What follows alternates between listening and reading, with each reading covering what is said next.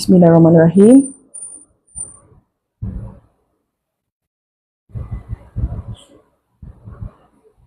Akak tengok cepat.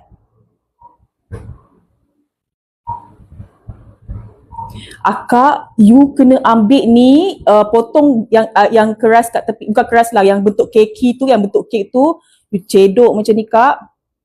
And then you pergi dekat aiskrim. You jangan terus masuk yang panas-panas di dalam mulut, melecur je lagi akak. You kena combine dengan aiskrim sekejap. You cedok aiskrim sikit, bagi dia tak melecur lidah. Itu cara makan dia akak. Gitu, aiskrim kau ke mana? Bergerak-gerak aiskrim aku. Bismillahirrahmanirrahim. Now you boleh masuk mulut you.